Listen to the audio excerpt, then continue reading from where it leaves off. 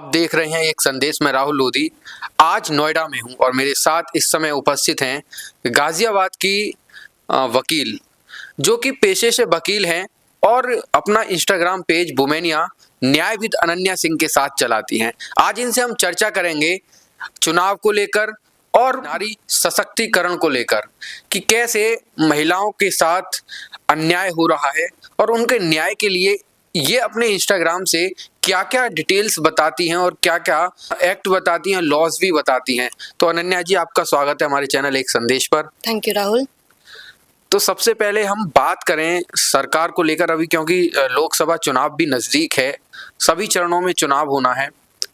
तो महिलाओं को लेकर जो केंद्र की सरकार है उस बारे में आप क्या राय रखती हैं कि जैसे केंद्र सरकार ने बहुत सी योजनाएं महिलाओं के लिए ला रखी हैं, जैसे उज्ज्वला योजना हो गया या बहुत सारी ऐसी योजनाएं हैं जो महिलाओं के लिए बहुत उपयोगी साबित भी हुई हैं। तो आपको लगता है कि कहीं ना कहीं वो ग्राउंड लेवल पर हुई हैं?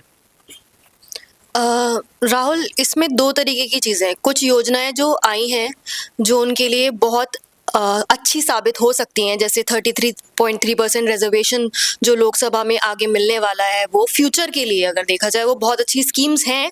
ऑन पेपर कुछ स्कीम्स बहुत अच्छी हैं, जैसे आपने बात करी उज्ज्वला योजना के बारे में, तो ऑन पेपर वो स्कीम बहुत अच्छी है और एक लॉन्ग टर्म के हिसाब से अगर देखा जाए तो उसने अपने आप को इतना उसका पोटेंशियल प्रूव नहीं कर पाई, because initially people were getting cylinders, तो वो उनको उतना एक शॉर्ट टर्म का फायदा उन्होंने उठाया उस स्कीम से, लेकिन लॉन्ग टर्म में क्योंकि उन्होंने रीफिल नहीं किया, तो अब इस मिस्टेक को करेक्ट भी किया जा रहा है गवर्नमेंट द्वारा। उन्होंने उस पर्टिकुलर रीफिलिंग पे भी एक सब्सिडी निकाली है, so they are correcting their mistakes. और थोड़ा सा थोड़ा एक्सपेरिमेंटल, थोड़ा ट्रायल एंड एरर से मेरे ख्याल से गवर्नमेंट लर्न कर रही है।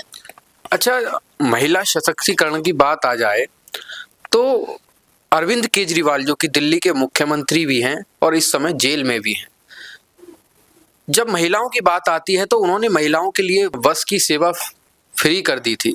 तो आपको लगता है कि वो जो उन्होंने किया था वो एक महिला सशक्तिकरण का एक बढ़िया उदाहरण था? 15 रुपए का फायदा किसी को एक दिन में 15-20 रुपए 30 रुपए का फायदा पहुंचा दिया उन्होंने। हो सकता है कुछ लोगों के लिए बहुत बड़ी बात हो, बट अगर मैं अपने हिसाब से या एक मिडिल क्लास इंसान के हिसाब से देखूं तो क्या पहले महिलाएं इस वजह से ट्रैवल नहीं करती थी बसेस में क्योंकि बस का फेयर ज़्यादा था? ये प्रैक्टिकली मुझे नहीं लगता कि बहुत बड़ा मुद्दा कभी था। अच्छा, जैसा कि आप एनसीआर की रहने वाली हैं, दिल्ली भी आपका आना जाना रहता होगा, नोएडा में भी आप आती हैं, तो कहीं ना कहीं आपको लगता है कि पहले से जो अपराध है लड़कियों को लेकर, नारियों को लेकर, वो कम हुआ है? मैं गाजियाबाद में रहती हूँ और मैं आपको गाजियाबाद का एकदम सटीक उदाहरण दे सकती हूँ। जब पहले की जो गवर्नमेंट थी जो उत्तर प्रदेश में थी, उससे अगर मैं कंपेयर करूँ आज की गवर्नमेंट जो पिछले 2-3 साल जब भी इलेक्ट हुए हैं योगी जी, अगर मैं कंपेयर करूँ अब की गवर्नमेंट और जो पिछली गवर्नमेंट थी, तो उससे अगर मैं कंपेयर करती हूँ, और मैं क्योंकि गाजियाबाद में रहती हूँ तो ये मैं एकदम ग्राउंड लेवल से अपने एक्सपीरियंस से अगर बताऊँ तो पहले मुझे एक्चुअली अनसेफ फील होता था।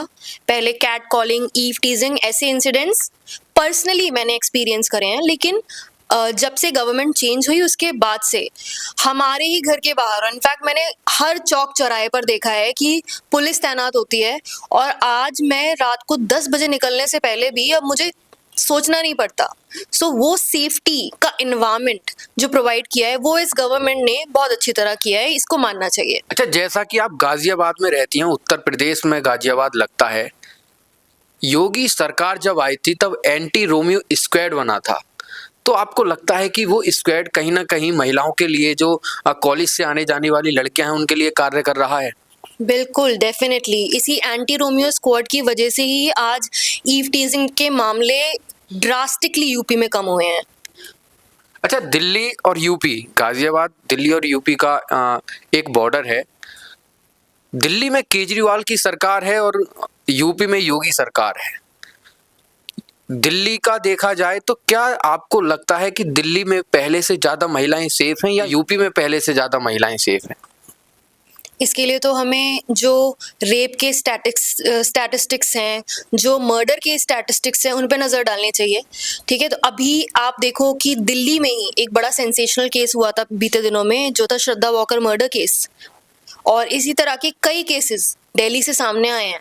लेकिन यूपी में भी ऐसा नहीं है कि ये केसेस खत्म पूरी तरह हो गए हैं, लेकिन अगर दोनों को कंपेयर किया जाए तो इसकी जो मात्रा है वो दिल्ली में ज़्यादा है, यूपी में मेरे हिसाब से कम है। अच्छा, एक और बात, जैसा कि चुनाव चल रहे हैं, चुनाव में जो केंद्र की सरकार है और केंद्र की सरकार के प्रधानमंत्री हैं नरेंद्र मोदी जी, वो चुनावों में ये कहते आए हैं कि हमने राम मंदिर बनवाया है, हमने राम मंदिर बनवाया है। लेकिन विपक्ष ये आरोप लगाता है कि राम मंदिर तो सुप्रीम कोर्ट की देन है। और अभी अभी जयराम रमेश ने भी ये बोला है कि राम मंदिर पर केवल व्यापारी, जो भाजपा सरकार है वो व्यापारी बनी हुई है, उनका वोट बैंक बना रही है राम मंदिर के नाम पर। तो आपको लगता है कि केवल सुप्रीम कोर्ट से ही राम मंदिर बना है या इसमें केंद्र सरकार का भी कोई हस्तक्षेप है?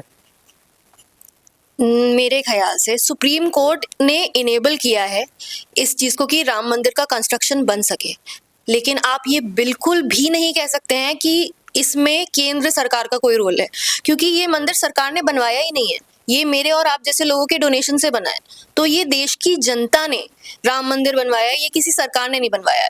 और सुप्रीम कोर्ट का फैसला इसके लिए कुछ हद तक सही माना जा सकता है, और सुप्रीम कोर्ट का फैसला उन्होंने वो डिसाइड किया है जो एक्चुअली सही था। फैक्चुअल अपने फैक्ट्स को देखते हुए उनको जो लगा कि सही है, ट्रुथ है, वही प्रिवेल किया है कोर्ट ऑफ जस्टिस में।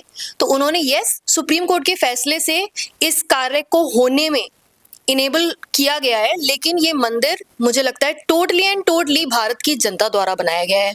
अच्छा, फिर तो एक बात आती है ना, जैसे अमित शाह हुए, राजनाथ सिंह हुए, या कई भाजपा के जो पार्टी पदाधिकारी हैं, वो कई बार रैलियों में ये कहते हैं कि हमने मंदिर बनवाया है। आप कह रही हैं जनता ने बनवाया है, तो फिर क्या ये भाजपा द्वारा चुनावी जुमले हैं, या फिर सच में ही आप जो कह रही हैं जनता ने बनवाया है? जनता इस बात को कैसे मानेगी कि ये चुनावी जुमले हैं या जनता के द्वारा बनवाया गया ही वो मंदिर है? सर, ये उनके मैनिफेस्टो में 2014 जब पहली बार गवर्नमेंट आई थी, तब से उनके मैनिफेस्टो में है कि हम अयोध्या राम मंदिर बनवाएंगे। ये कभी भी पॉसिबल नहीं हो पाता अगर सुप्रीम कोर्ट का जजमेंट नहीं आता। That is true. और क्या ये लोगों ने डोनेट किया, लेकिन वो डोनेशन का इस्तेमाल होना और इस स्पीड से, जिस स्पीड से मंदिर बना है, इसके लिए आप सरकार को क्रेडिट दे सकते हैं। अच्छा, बात आती है आम जन की। हम देखते हैं महंगाई पहले से कहीं ना कहीं हद तक महंगाई बहुत बड़ी है, और उस महंगाई बढ़ने में पेट्रोल के भाव, सिलेंडर जो कि पहले 450 का आता था और अब 950 रुपये का हो चुका है। तो कहीं ना आपको लगता है कि पहले से महंगाई बढ़ी है या फिर इसके पीछे भी कोई कारण है? महंगाई डेफिनेटली बढ़ी है, लेकिन ये कहना कि वो सिर्फ इंडिया में बढ़ी है वो सही नहीं होगा, क्योंकि ऑन अ ग्लोबल स्केल महंगाई बढ़ी है। सो जैसे जैसे दुनिया इवॉल्व कर रही है, उसकी ज़रूरतें इंसान की बढ़ रही हैं, उसी तरीके से महंगाई भी बढ़ रही है। अच्छा, एज ए लॉयर हमने बहुत से लॉयर्स देखे हैं। अभी एक वीडियो वायरल हुई थी, उसमें कहा गया था कि योगी जी कोई केस तो छोड़ दो अपराधियों के लिए जो हम लड़ सकें। तो लगता है कि योगी जी जो हैं वो अपराधियों को, जैसे कहा जाता है कि मिट्टी भी नहीं मिलेगी, अभी उन्होंने एक और बयान भी दिया था। तो लगता है कि लॉयर्स को कहीं ना कहीं इसमें घाटा हुआ है कि वो उनको केस नहीं मिल पा रहे हैं। जो तार जैसे अंसारी जैसे हो गए, बड़े बड़े जो अपराधी हैं उनके केस नहीं मिल रहे हैं। कहीं ना कहीं उनकी दाल रोटी पर तो कुछ ना कुछ असर पड़ा है। सर, मेरा ऐसा मानना है कि न्याय से कभी भी किसी को नुकसान नहीं हो सकता, क्योंकि लॉयर्स भी उसी सोसाइटी का पार्ट हैं।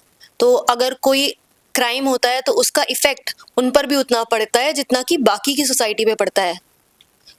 इससे मुझे नहीं लगता कि किसी को नुकसान होता है, और 10 तरीके के मैटर्स हैं जो लॉयर्स ले सकते हैं।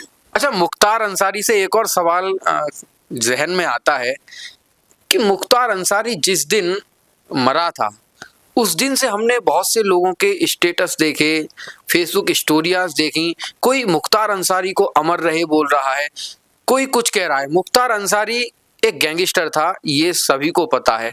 तो ये कौन लोग हैं जो मुख्तार को अमर रहें या उसके जय जयकार के नारे लगा रहे हैं? आपको लगता है कि मुख्तार गैंगस्टर था या उनका सरदार था? मुख्तार एक कन्विक्टेड क्रिमिनल था, इसमें तो कोई दो राय नहीं है। कोर्ट ने उसे कन्विक्ट किया है, और जेल में था जब उसकी डेथ हुई। और ये जो भी लोग हैं, अब उनको अपने ज़मीर में खुद झाँक के देखना चाहिए कि वो कितने सही हैं। 2024 में क्या लगता है आपको, मोदी सरकार आ रही है, राहुल गांधी प्रधानमंत्री बन रहे हैं? राहुल प्रधानमंत्री? खैर, किसकी सरकार आ रही है ये भी कोई पूछने वाला सवाल है। ये आई थिंक सब जानते हैं। क्या जानते हैं? आपको सब क्या जानते लगता है? हैं, सब जानते हैं। इस पर तो बोलना ही नहीं चाहिए। अच्छा, फिर भी आप बोल सकती हैं, कौन आ रहा है? वही जिसके लिए कहते हैं आएगा तो। देखिए, खुल के नहीं बोल पा रही हैं, ये इनकी मजबूरियां हैं, कुछ इनका पेशा भी ऐसा है।